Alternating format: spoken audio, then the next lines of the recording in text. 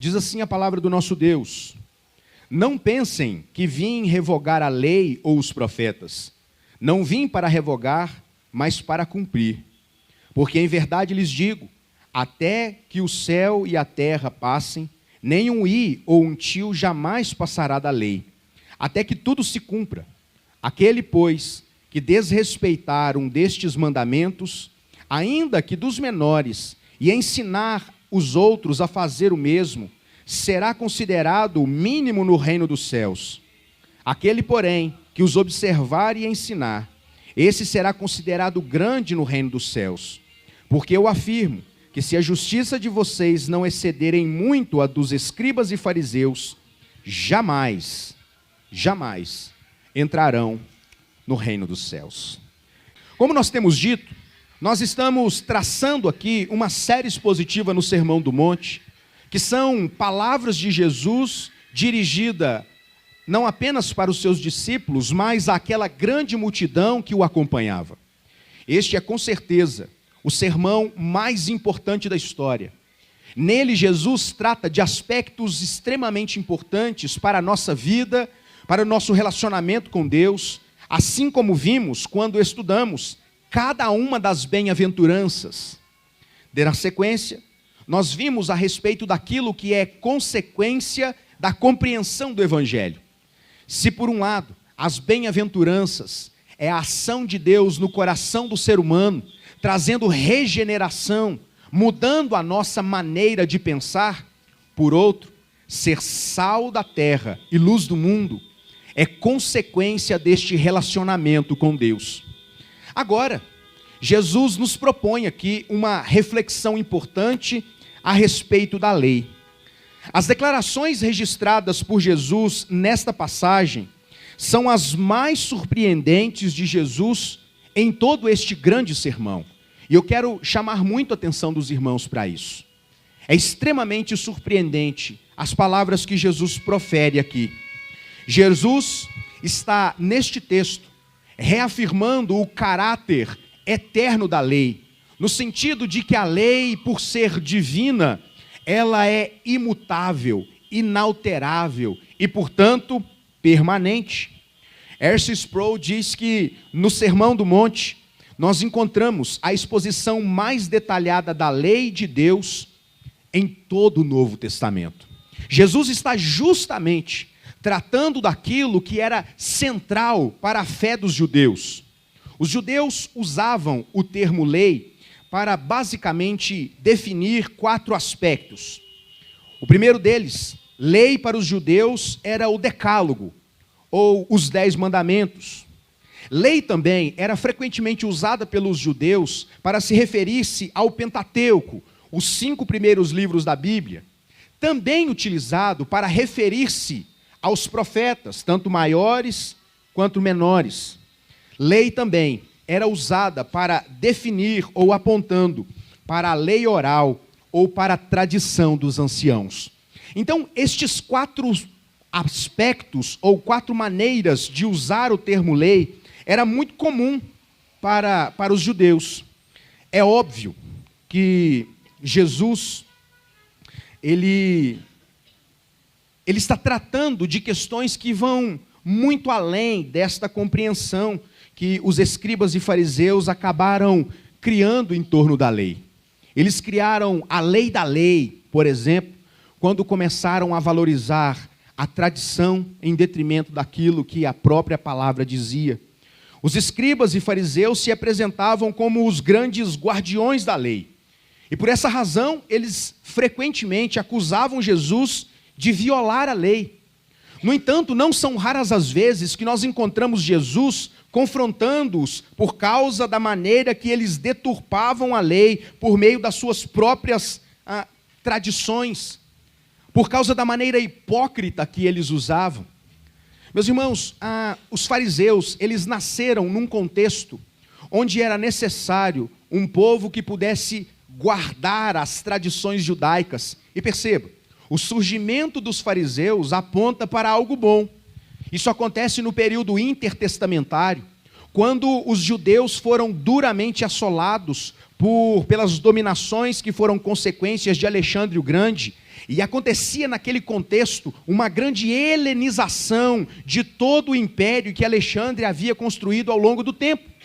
E então, para garantir a cultura judaica em oposição a essa helenização, nasceram os fariseus. O termo fariseu significa escolhido. Então eles se auto-intitulavam como aqueles que foram escolhidos para guardar a fé judaica, para guardar as tradições. Ocorre que eles não se contentaram em apenas guardar a lei. Eles acabaram legislando e eles acabaram construindo a lei da própria lei. Eles desobedeceram à lei quando eles tentavam guardar a própria lei. Meus irmãos, isso é extremamente terrível. Quando, incrivelmente, nós transformamos aquilo que deveria ser bênção para nós num grande problema. Para corrigir esse mal-entendido, Jesus, nesse texto, vai deixar claro que ele não veio para revogar a lei, como esses próprios fariseus estavam dizendo que ele estava fazendo. Antes, ele veio para cumprir a lei. A lei, como verdade de Deus, não contém erros. A lei não pode falhar. Os céus e a terra passarão, mas o próprio Jesus está dizendo que absolutamente nada de sua palavra vai passar. Nem um i, nem um tio. Violar a lei de Deus e ensiná-la aos homens com deturpação é considerado por Jesus um grave pecado. Ao contrário disso, todo o esmero, todo o temor a Deus em ensinar de maneira fiel o texto sagrado é recompensado por Jesus. A justiça aqui dos súditos do reino de Deus não se refere a algo externo ou teatral, como era a justiça dos fariseus. Jesus trata de uma justiça interior, que está comprometida com a pregação fiel das Escrituras. Uma justiça apenas de aparência não é suficiente para conduzir alguém aos céus. Então, esse texto nos apresenta algumas lições importantes a respeito da palavra de Deus. E eu gostaria de chamar a atenção dos irmãos para estas lições importantes. Eu reconheço, hoje está difícil. Se está difícil para mim me concentrar daqui, eu imagino a dificuldade dos irmãos para se manterem concentrados aí. Mas eu quero destacar, ainda não como gostaria e preparei, essas lições para que elas ficassem guardadas no nosso coração a respeito da lei de Deus. Existe um perigo muito grande, que não é algo simplesmente do nosso tempo, que existe desde que o pecado entrou no mundo. E eu tenho de maneira repetida tratado isso com os pré-adolescentes da nossa igreja, justamente para que eles compreendam a seriedade e o temor que nós devemos ter em relação à palavra de Deus. Nós vivemos num contexto onde a palavra de Deus tem sido colocada de lado, tem sido colocada contra a parede, tem sido negada, desprezada em vários aspectos. E isso inclui até mesmo a própria igreja. Quando nós olhamos para a maneira que o diabo enganou Adão e Eva, os nossos pais, nós percebemos que o diabo ele não se contenta, ou a base da estratégia de Satanás não é simplesmente apresentar um fruto proibido para Adão e Eva, para Eva e Adão. Mas antes disso, ele quer colocar em xeque a palavra de Deus. Ele chega para Eva e diz: então Deus proibiu vocês de comerem todas as coisas? Eva diz: não, ele não proibiu, só proibiu de comer essa. Então perceba que a primeira palavra dirigida de Satanás para Eva é justamente uma adulteração acerca daquilo que Deus havia dito. E Eva então se contrapõe aquilo dizendo: não, ele não proibiu tudo, apenas o fruto desta árvore. Mas por quê? Porque ele disse que se nós comermos nós morreremos. E a estratégia de Satanás foi colocar em xeque a palavra de Deus, dizendo: morre nada. Que isso? Morre não. E Eva então olhou para o fruto, viu que o fruto era bom para se comer, e comeu. Naquele momento, Eva preferiu dar ouvidos à palavra de Satanás em detrimento à palavra de Deus. E esta tem sido a estratégia ao longo do tempo. Meus irmãos, se por um lado nós temos pessoas que se opõem de maneira clara ao Evangelho, por outra, nós temos experimentado um ressurgir de falsos profetas, de uma mensagem que é pregada, mas que de Evangelho não possui nada. E nesse texto, Jesus está justamente falando acerca do perigo de um Evangelho diluído, de um Evangelho que foi mudado, adulterado, o qual o apóstolo Paulo, ao escrever a carta aos crentes da Galácia, vai chamar de maldito, anátema. E nós precisamos olhar para textos como esse e termos algumas convicções importantes acerca da palavra de Deus. A primeira delas, verso 17, a consistência entre os testamentos. É isso mesmo. Irmãos, nós estamos diante de um relato histórico que é extremamente consistente, é perfeito, e não por acaso, de maneira milagrosa. Consideremos então aspectos onde esse texto foi produzido ao longo dos séculos. A Bíblia toda demorou cerca de 1.600 anos para ser escrita, registrada. Isso inclui a participação de mais de 30 escritores, mais de 35 escritores. Nós estamos falando de um século, 1 milênio e meio, mais de 30 escritores, em contextos distintos, culturas distintas, aspectos e dilemas socioculturais, religiosos distintos, mas que de maneira extraordinária são coesos, estão contando uma mesma história. Irmãos, isso é fantástico, essa consistência da palavra de Deus deve saltar aos nossos olhos. O Antigo Testamento traz justamente a revelação da lei e dos profetas, enquanto o Novo Testamento aponta para Jesus, como sendo a revelação maior de Deus. Não por acaso, lemos isso em Hebreus capítulo 1, na liturgia do nosso culto. Não há conflito, contradição entre as dispensações do Antigo Testamento e Novo Testamento. Jesus não veio revogar, Jesus não veio deitar fora a lei e os profetas, Jesus veio para cumprir. Jesus é o personagem principal desta história que está sendo contada desde os primeiros registros. A lei é a promessa de salvação de Deus. Jesus é o Salvador, o cumprimento dessa promessa. A lei é, segundo o autor de Hebreus, como sombra. Jesus é, segundo Colossenses, a expressão exata do ser de Deus. Jesus, portanto, não veio desautorizar a lei, ele veio para cumprir a lei. Ele não veio refutar os profetas, ele veio para ser a essência de tudo que eles disseram, porque, em última instância, irmãos, eles apontavam para a perfeição de Jesus. Jesus cumpriu a lei em seu nascimento, em seus ensinamentos, em sua morte e em sua ressurreição. John Charles Ryle, ele comenta esse texto e diz: tomemos cuidado para não desprezar o Antigo Testamento sob pretexto nenhum.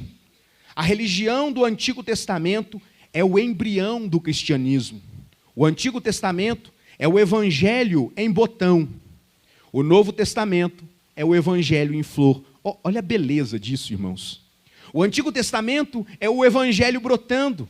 O Novo Testamento é o Evangelho formado.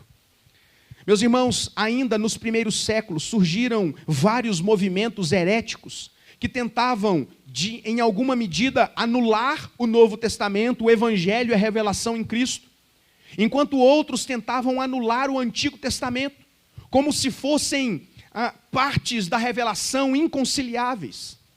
Um homem chamado Marcião, que teve como resultado dos seus esforços um movimento herético chamado marcionismo. Ele então alegava que o Deus do Antigo Testamento era muito diferente do Deus do Novo Testamento. O Deus irado do Antigo Testamento era diferente do Deus de graça revelado no Novo Testamento. Então, na perspectiva de Marcião, eles negavam todo o Antigo Testamento e pensavam alguns textos do Novo Testamento para seguir como modelo de vida. Mas sabe, irmãos, o que nós aprendemos nas palavras de Jesus é que a Bíblia é toda a palavra de Deus. Ela é útil para o nosso ensino, para a correção, para a admoestação. É assim que Paulo exorta Timóteo em sua segunda carta a Timóteo, dizendo: valorize a palavra de Deus. Quando nós olhamos para textos como esse, nós somos lembrados, como muito bem disse John Charles Ryle, o Antigo Testamento é o pano de fundo que faz o Novo Testamento ter o sentido que tem. Meus irmãos, nós precisamos aprender a valorizar toda a palavra de Deus.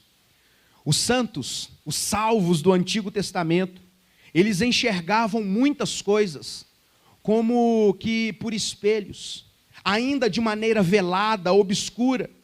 Porém, todos aqueles que viveram e creram nestas promessas de Deus, foram salvos por Deus, na ação do Espírito Santo.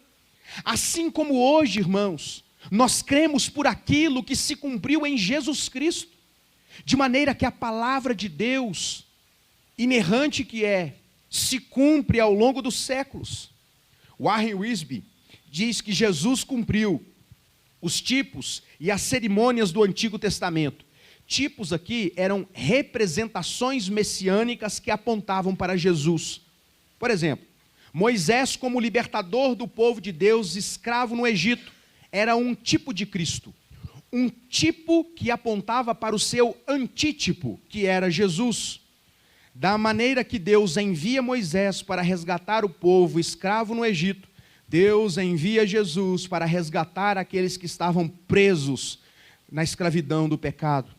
Nós temos, por exemplo, o profeta, rei e sacerdote, uma figura emblemática descrita em Gênesis capítulo 12, que é Melquisedeque, que é um tipo de Messias, que aponta para o seu antítipo, que é Jesus. Então, Jesus, ele cumpre todos estes requisitos de tipos messiânicos do Antigo Testamento.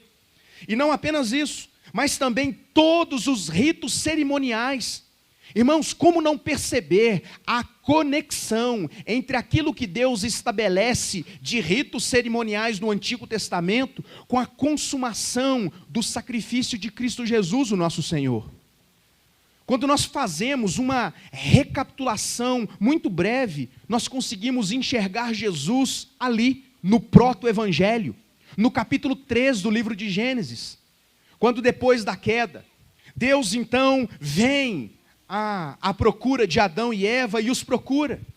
Mas porque eles haviam pecado, eles se afastaram de Deus, se esconderam. Eles tentaram forjar, cosendo, costurando ali roupas de folhas de figueira para tampar a vergonha da sua nudez, mas foram incapazes de se sentir protegidos da sua vergonha e eles fogem da presença de Deus.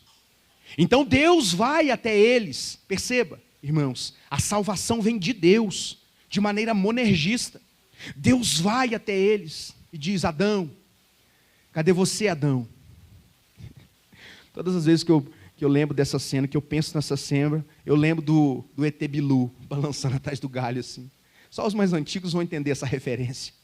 E o Adão, igual o ET Bilu atrás da referência, Senhor, a gente está aqui, mas é que a gente ficou com vergonha, porque a gente está nu, a nossa vergonha foi exposta. E Deus então vai, de maneira embrionária, apresentar a Adão e Eva, os nossos primeiros pais, os nossos representantes, como Ele havia de salvar a descendência da mulher. Deus então veste Adão e Eva com pele de animais. Irmãos, o primeiro sacrifício registrado na palavra de Deus, para que aqueles dois fossem vestidos de pele de animais, animais foram sacrificados, o sangue foi derramado. E na sequência, como eu disse, o proto-evangelho, o primeiro evangelho, Deus faz uma promessa.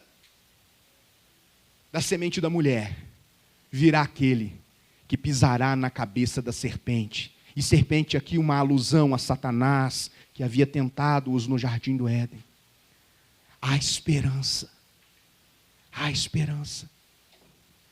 Depois, o povo fica cativo por 400 longos anos no Egito. Eles foram parar ali, por uma intervenção de Deus para a salvação deles próprios. José vai à frente, Deus prepara tudo, e José reconhece no final daquela fatídica trajetória dele: não foram vocês que me enviaram para cá, mas o Senhor, para a preservação da vida. Morreu aquela geração, eles foram escravizados no Egito, e Deus então levanta o libertador, o legislador, o grande líder, chamado Moisés. Moisés arranca o povo pelo poder da ação de Deus, com eventos teofânicos, aparições extraordinárias, o céu está transtornado. Deus então tira o seu povo dali.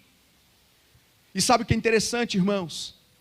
Depois da última praga, quando viria a morte sobre o arraial dos egípcios, Deus dá uma ordem para Moisés: Moisés, juntem as famílias, eles vão pegar um cordeiro, sem defeito, eles vão sacrificar esse cordeiro, eles vão aspergir o sangue desse cordeiro nos umbrais da porta, e eles comerão da carne daquele cordeiro, eles serão satisfeitos por aquele cordeiro, eles ganharão força por meio daquele alimento.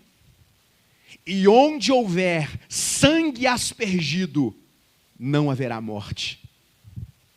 Mais uma vez, o derramamento de sangue apontando para a redenção. Eles saem dali, e enquanto peregrinavam pelo deserto, Deus vai instituir como Ele quer ser adorado. E Ele dá ordens claras a Moisés, sobre vários aspectos, separando utensílios, edificando o tabernáculo e depois o templo, dando ordens, separando líderes, incumbindo pessoas de atos específicos. Deus está preparando o caminho. E Ele diz ao povo: vocês, doravante, realizarão o sacrifício para a expiação de pecados. O sacrifício veterotestamentário não tinha o poder de perdoar pecados. Era um tipo do seu antítipo que aconteceria em Jesus Cristo. No Yom Kippur, depois de estabelecido o templo, no dia da expiação, judeus espalhados por todos os lugares afluíam em procissão para Jerusalém, e cada um levava a sua oferta de acordo com as suas posses, e ali, entregue nas mãos dos sacerdotes, os animais eram sacrificados, o sangue era depositado no propiciatório, e o pecado era relembrado. O sangue escorria sobre o propiciatório era uma bandeja que ficava em cima da arca da aliança. O sangue era depositado nesse propiciatório, e ele escorria sobre a arca. Sabe o que tinha dentro da arca? Entre outras coisas, além do maná, que representa o cuidado de Deus, o sustento que vem de Deus, além do cajado de Arão que floresceu, que representa o poder de Deus e a intervenção de Deus, estavam as tábuas da lei, que apontavam para a nossa condenação, para a nossa incapacidade de nos salvar a nós mesmos. Quando a lei lida e exposta apontava para o fato de que éramos pecadores, o sangue que era aspergido sobre o propiciatório encobria a acusação da lei. Na plenitude dos tempos, Deus envia o seu Filho, nascido de mulher, por concepção milagrosa, que cumpre a lei, atende aos requisitos anunciados pelos profetas, que atende a todos os tipos veterotestamentários, que como ovelha muda diante dos seus tosqueadores, não se defendeu. Ele foi sacrificado. e o seu sangue foi vertido. E na cruz do Calvário, o maior de todos os sacrifícios foi feito de uma vez por todas. Jesus cumpre a lei. Jesus paga o preço do pecado daqueles que creram e daqueles que passariam a crer a partir daquele sacrifício.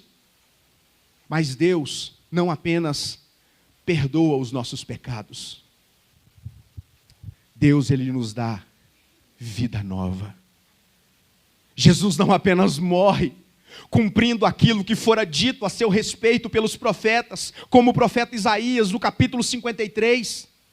Jesus ressuscita dentre os mortos, com poder e glória, vencendo a morte e garantindo a ressurreição daqueles que creem. Jesus é em si o cumprimento da lei de Deus. Portanto, irmãos, nós percebemos como o sacrifício de Jesus, olhado para o Antigo Testamento, tem muito mais sentido, se torna muito mais vivo. Eu preciso confessar aos irmãos que quando eu me converti, há um tempinho atrás, eu tinha um problema, uma crise. Por que Jesus teve que morrer? Seria muito melhor se ele tivesse vivido. Imagina a quantidade de pessoas que teriam sido curadas por Jesus. Imagine a quantidade de relatos, de sermões de Jesus. Imagine o que Jesus poderia ter produzido na humanidade se ele continuasse vivo. Mas foi então, irmãos, que eu passei a olhar para a Bíblia como um todo indivisível. E eu percebi que a morte de Jesus não foi um acidente na história. Foi preparada por Deus. É ela que torna o Evangelho. É ela que faz o Evangelho ter sentido.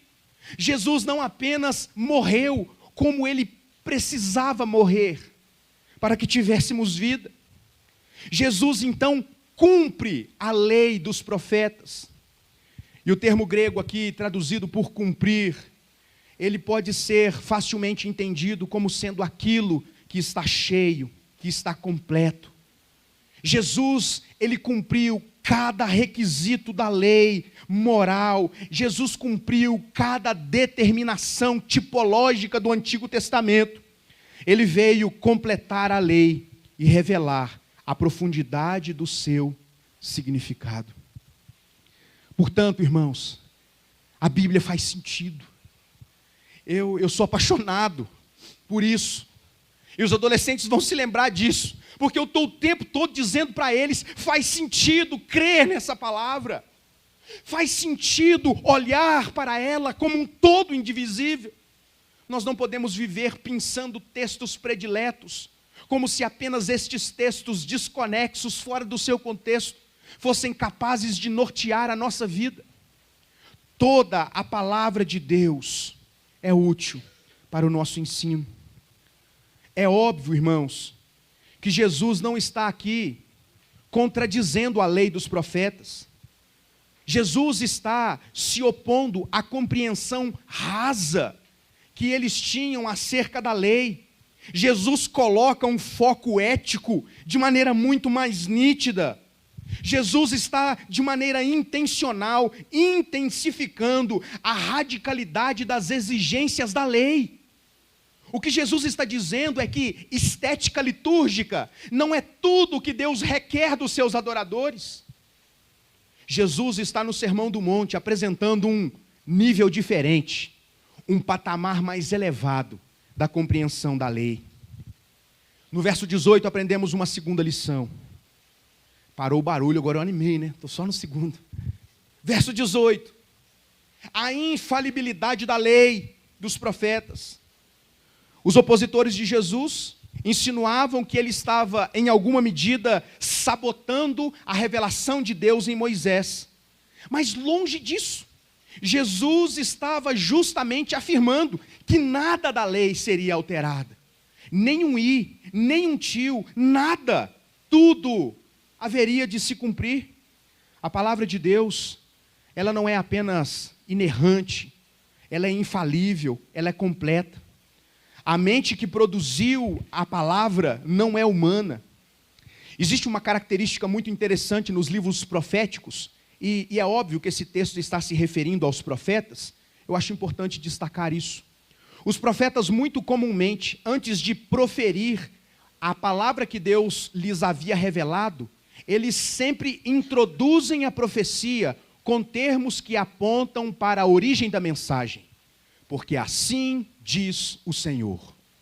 Porque da boca do Senhor o diz: atentai, ó Israel, para a palavra do Senhor. E esta era a maneira pela qual os profetas deixavam muito claro quem era o destinatário e quem era o autor daquela mensagem.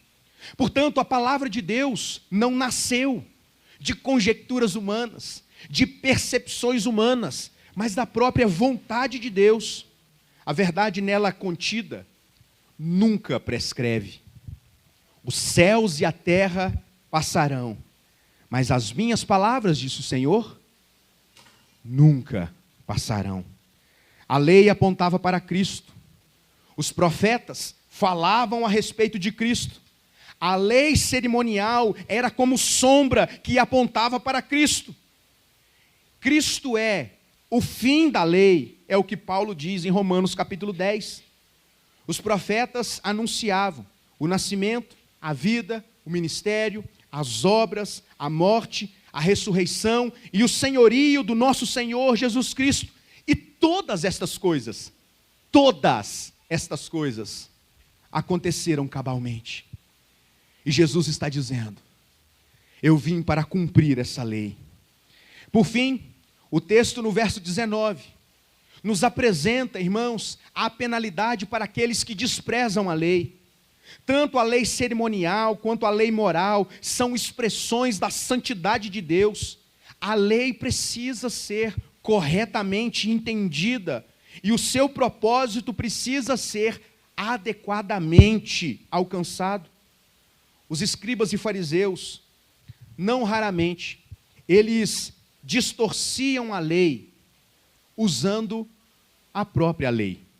Eles deturpavam o sentido da lei para ostentarem diante das outras pessoas uma espiritualidade de fachada. O que eles fizeram ao longo do tempo foi usar a lei para criar uma outra lei. Eles se vangloriavam de não serem violentos, eles se vangloriavam de ser os defensores da lei, mas embora eles conhecessem muito da lei, eles não viviam uma espiritualidade que os ligava ao autor da lei. Violar a lei é quebrar a lei. Ensinar a lei de maneira errada é ser falsa testemunha de Deus. Entendem, irmãos? Como isso é importante. Como nós devemos zelar pela fiel exposição da palavra de Deus, sob pena de sermos falsos profetas, hereges diante do Senhor, raça de víboras, hipócritas, como foram chamados os fariseus. Ensinar os desvios teológicos traz desdobramentos terríveis para quem propõe esses falsos ensinos. Nós vivemos num contexto de mídias sociais e existem muitos movimentos religiosos que se dizem cristãos evangélicos, mas que de evangelho não possuem nada. E muitas vezes, essa semana, reverendo Augusto Nicodemos publicou um artigo interessante, onde ele falava a respeito do dilema do bom pastor. O bom pastor, aquele que é fiel à palavra de Deus, expõe a palavra de Deus que confronta o coração pecador do ser humano. Isso não atrai muitas pessoas. Portanto, segundo o reverendo Augustus, o bom pastor tem sempre um público moderado para pequeno. Mas os falsos pastores, grandes públicos, grandes multidões, e muitas vezes, os pastores dos quais eu faço parte, ficamos pensando: Senhor, parece que é meio injusto isso, parece que é injusto.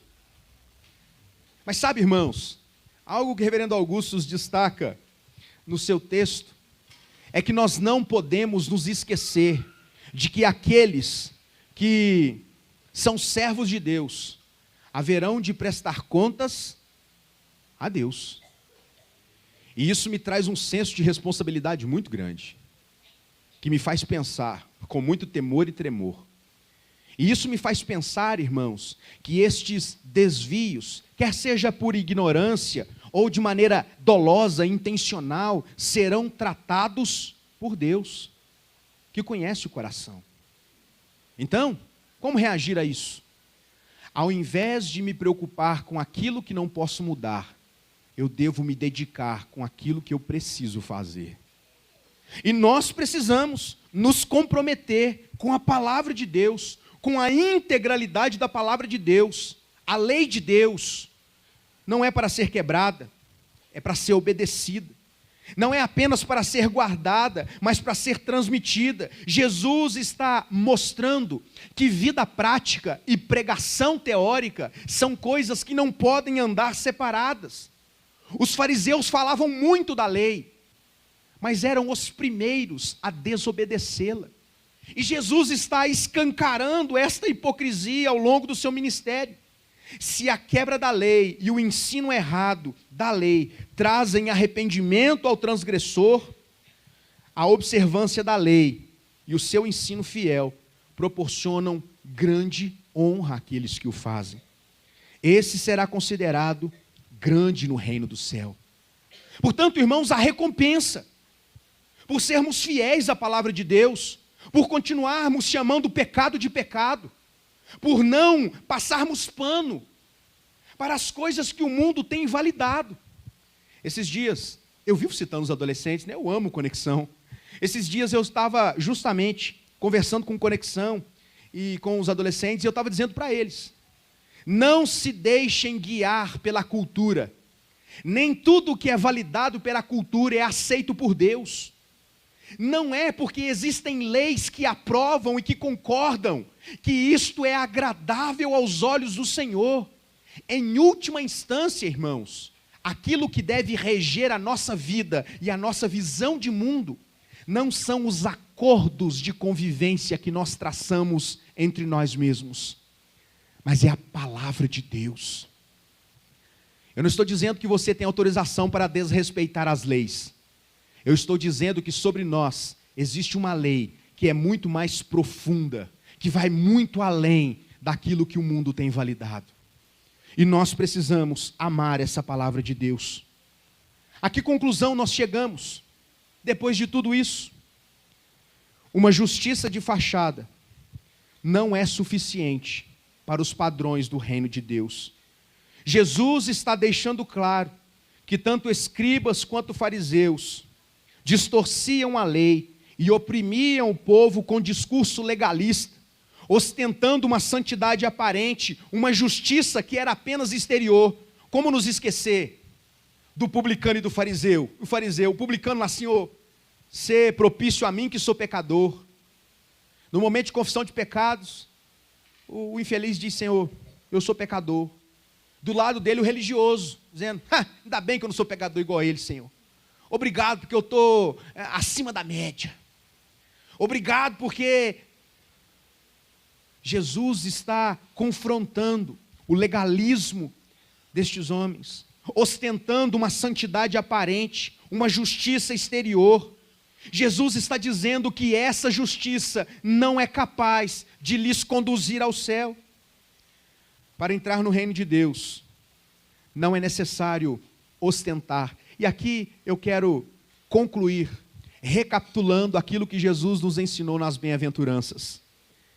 Para ir para o céu, não é necessário ostentar, mas ser em primeiro lugar humilde de espírito. É necessário não se gabar de sua justiça, mas chorar pelos seus pecados. É necessário não defender os seus direitos, mas ser manso de espírito. É necessário ter fome, não de prestígio, mas da justiça que procede de Deus. É necessário não oprimir os órfãos, as viúvas, mas ser misericordioso. É necessário não agasalhar hipocritamente toda sorte de imundícia no coração, mas é necessário ser limpo de coração. É necessário não ferir o coração das pessoas com legalismo pesado, mas é necessário sermos pacificadores. É necessário, por fim, não vivermos criando contendas, odiando as pessoas em nome de Deus. É necessário nos dispor para sofrer por causa da justiça que procede de Deus. Essa é a lei que procede da palavra do Senhor. Essa é a justiça que excede em muito a justiça dos fariseus. Meus irmãos, que Deus nos ajude a amarmos a sua palavra, toda ela. Que Deus nos ajude a compreendê-la, a desejá-la e a termos disposição no nosso coração para vivê-la em toda a sua expressão, amando o Senhor que se revelou a nós. Que Deus nos ajude e nos dê condições de sermos servos úteis e fiéis a Ele no decurso da nossa vida e no exercício do nosso ministério.